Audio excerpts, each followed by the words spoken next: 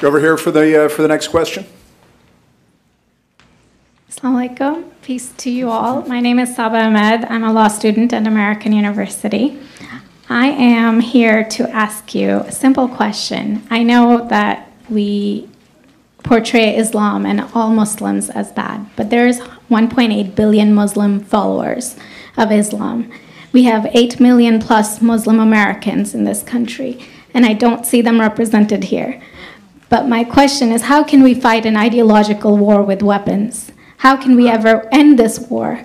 The jihadist ideology that you talk about, it's an ideology. How can you ever win this thing if you don't address it ideologically?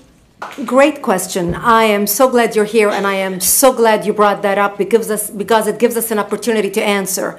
What I find so amazing is since the beginning of this panel, which we are here about Benghazi attack against our people, not one person mentioned Muslims. We are here against Islam, or we're launching war against Muslims. We are here to discuss how 4 Americans died and what our government is doing.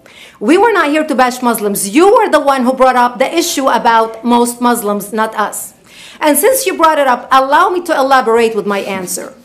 There are 1.2 billion Muslims in the world today. Of course, not all of them are radicals. The majority of them are peaceful people. The radicals are estimated to be between 15 to 25%, according to all intelligence services around the world. That leaves 75% of them peaceful people.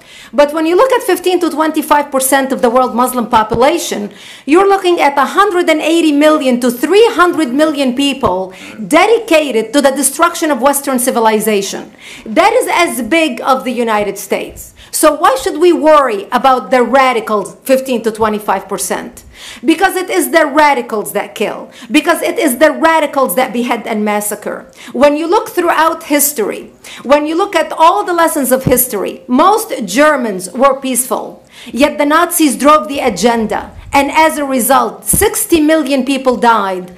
Almost 14 million in concentration camps. 6 million were Jews. The peaceful majority were irrelevant. When you look at Russia, most Russians were peaceful as well. Yet the Russians were able to kill 20 million people. The peaceful majority were irrelevant. When you look at China, for example, most Chinese were peaceful as well. Yet the Chinese were able to kill 70 million people. The peaceful majority were irrelevant. When you look at Japan prior to World War II, most Japanese were peaceful as well. Yet Japan was able to butcher its way across Southeast Asia, killing 12 million people, mostly killed with bayonets and shovels. The peaceful majority were irrelevant. On September 11th in the United States, we had 2.3 million Arab Muslims living in the United States.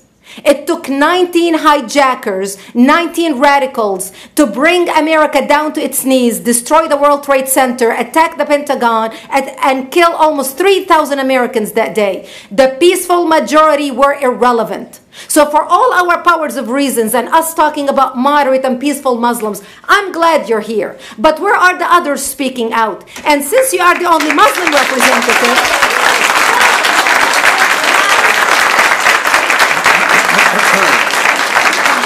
save the applause till the end.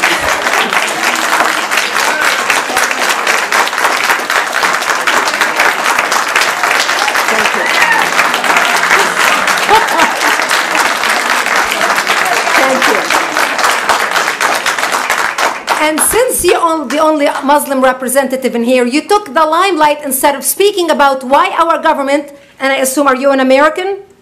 You're an American citizen. So as an American citizen, you sat in this room, and instead of standing up and saying a question or asking something about our 4 Americans that died and what our government is doing to correct the problem, you stood there to make a point about peaceful, moderate Muslims. I wish you brought 10 with you to question about how we can hold our government responsible. It is time we take political correctness and throw it in the garbage where it belongs and stop calling it.